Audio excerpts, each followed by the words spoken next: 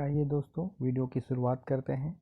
सबसे पहले हमको देखना है कि एड्रेस बार पे अपने को tlpf.teamlease.com एंटर करना है। आप इसको लैपटॉप या अपने मोबाइल में भी ओपन कर सकते हो। वेबसाइट ओपन होने के बाद सबसे पहला आपका काम है यूज़र नेम एंटर करना। यूज़र नेम आपका एम्प्लॉय कोड होता है जो आपके ऑफर लेटर पे दिया रहता है या सैलरी स्लिप पे। इसके बाद आपका जो पासवर्ड है वो पासवर्ड आपको एंटर करना है, आपका डिफ़ॉल्ट पासवर्ड, आपका डेट ऑफ बर्थ। ये आपका फर्स्ट टाइम होता है पासवर्ड। इसके बाद आप इसको चेंज भी कर सकते हो। एग्जाम्पल के लिए अगर किसी का डेट ऑफ बर्थ 1 अक्टूबर 1990 है तो उसको 01101990 करके पासवर्ड एंटर करना है। पासवर्ड एंटर करने के बाद जैसे ही आप लॉगिन को प्रेस करते हो पहला पेज आपका ओपन होगा चेंज पासवर्ड का। अभी सबसे पहले यहाँ पे दिया है password must be alphanumeric with at least 1 special character. मतलब कैसा है, यहाँ पे आपको जो पासवर्ड बनाना है उसमें आपका अल्फ़ाबेट होना चाहिए, न्यूमेरिक होना चाहिए, स्पेशल कैरेक्टर होना चाहिए। साथ में आपको ये भी ध्यान रखना है कि आपका जो अल्फ़ाबेट है कैपिटल और स्मॉल दोनों का कॉम्बिनेशन आपको रखना है। एग्जाम्पल के लिए हमने कोई यहाँ पे पासवर्ड बना रहे हैं, इसमें हमने कैपिटल लेटर भी रखा है, स्मॉल लेटर भी रखा है, स्पेशल कैरेक्टर भी रखा है और न्यूमेरिक भी रखा है।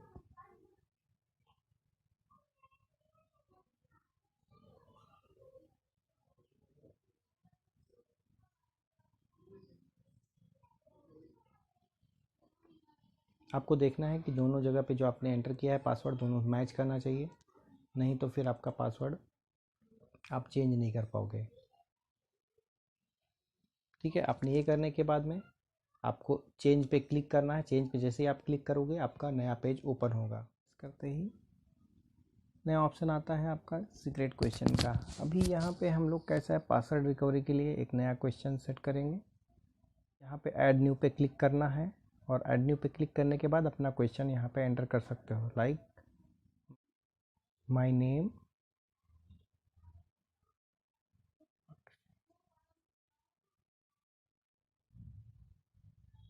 और इसको अपडेट करना है।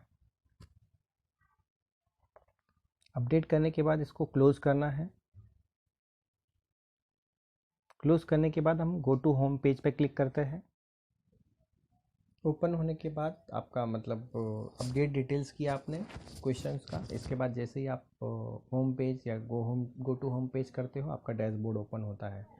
डैशबोर्ड कुछ इस तरह होता है जहाँ पे आपका पूरा डिटेल्स आपको दिखेगा, मेंबर का कंट्रीब्यूशन, कंपनी का कंट्रीब्यूशन, पीएफ में, इस तरह करके आपका टोटल बैलेंस दिया हुआ है। अभी आपको क्या करना है कि हमने इसके पहले देखा था कि कैसे आप पीएफ एडवांस निकाल सकते हो कोविड-19 के लिए। ठीक है, अब वो केसेस देखेंगे जहाँ पे कि एसोसिएट ने रिजाइन कर दिया है ऑर्गेनाइजेशन से और वो आपके अपने पीएफ का फाइनल सेटलमेंट करना चाहता है। उसके लिए हमको जाना है ट्रांजैक्शन पे। आपको दो ऑप्शन दिए हैं, लोन एप्लीकेशन और सेटलमेंट एप्लीकेशन। अब कैसा है, लोन एप्लीकेशन उन लोगों के लिए है जो एक्टिव एसोसिएट है और सेटलमेंट एप्लीकेशन उन लोगों के लिए जो ऑलरेडी रिजाइन कर चुके हैं।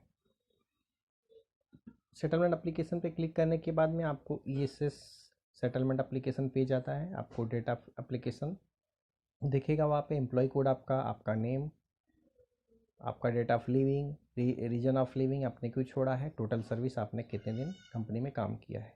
अभी आपको account number, bank address, bank का नाम, FSc code, city, pin code, state, इसके साथ ही आपका कंप्लीट एड्रेस, आपका सिटी, पिन कोड, स्टेट के साथ आपका पूछता है। ये आपको डिटेल्स भरने के बाद में आपको नीचे दिए हुए डॉक्यूमेंट्स को अपलोड करना है। जैसा आपका नेम प्रिंटेड कैंसल चेक। अभी कैसा आपका जो कैंसल चेक है उसमें आपका नेम प्रिंट होना चाहिए या फिर आपका बैंक स्टेटमेंट, बैंक पासबुक, इनमें से कोई भी आप एक अपलोड कर सकते हो मैंडेटरी डॉक्यूमेंट।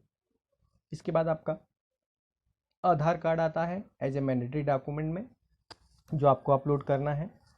थर्ड है आपका पैन कार्ड जो आपका ऑप्शनल दिया हुआ है, लेकिन वो केसेस में मैंडेटरी होता है जहाँ पे आपका टीडीएस कट रहा है या फिर आप टीडीएस के लिए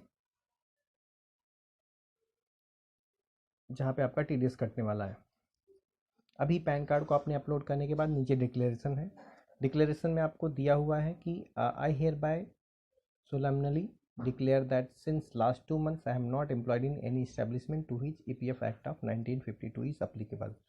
I also authorize the trustee to deduct tax as sources as applicable in my case.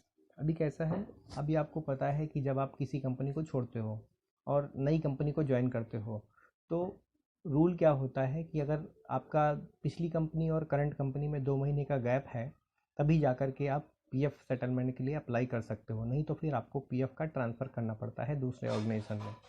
अभी ये आपने डिक्लेरेशन दिया, क्योंकि कैसा है, अगर आपने डिक्लेरेशन दे दिया और आपकी डिटेल्स इनकरेक्ट है, मतलब आपने 1 महीने के बाद ही सेटलमेंट के लिए डाल दिया है, आपका दोनों कंपनीज के भी 2 महीने का गैप नहीं है, तो आपका पीएफ का अप्लीकेशन कैंसिल भी हो सकता है।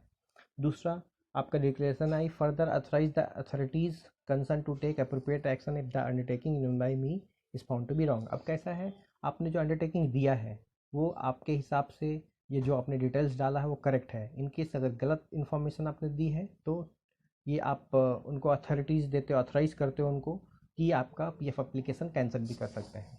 इसके बाद हम लोग नीचे आते हैं, आपका कुछ नोट दिया हुआ है यहाँ पे, based on the UAN current employment status will be checked as per rule if you currently employed PF settlement claim will be rejected and online PF transfer to be applied. अब कैसा दिया, आपका UN number के base पे आपका current employment status check करेंगे, आपने कहीं पे ज्वाइन किया है, ठीक है। अगर आपने ज्वाइन किया है तो उस केस में कैसा है, अगर आप रूल को फुलफिल नहीं कर रहे हो, ऐसा 2 महीने का गैप का आप फुलफिल नहीं कर रहे हो, तो उस केस में आपका क्या होता है कि पीएफ सेटलमेंट क्लेम आपका रिजेक्ट हो जाता है और आपको पीएफ ट्रांसफ़र के लिए अप्लाई करना है।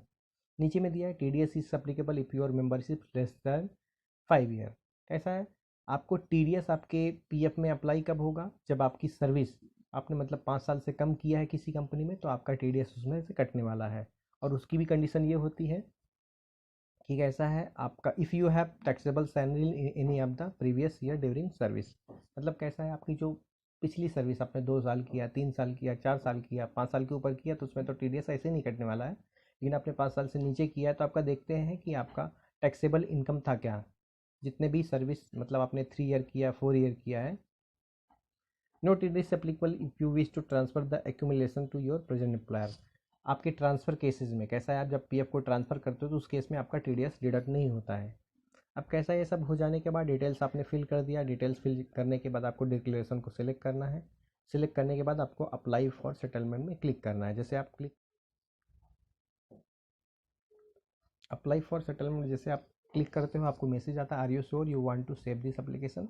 आपको ओके करना है। ओके कर देने के बाद में आपका पीएफ फॉर्म सबमिट हो जाता है। या फिर आपकी कोई डिटेल्स अगर पेंडिंग है, उसमें आपने करेक्ट नहीं भरा है, तो फिर आपको मैसेज आएगा कि आपको डिटेल्स भरना है, मैंडेटरी डॉक्यूमेंट्स अपलोड करना है, डिटेल्स भरना है। इसके बाद जैसे आप प्रेस करके सबमिट कर देते हो एप्लीकेशन को, एप्लीकेशन फॉर्म सबमिट करने के बाद 10 वर्किंग डेज में आपका ये फॉर्म सेटल हो जाता है।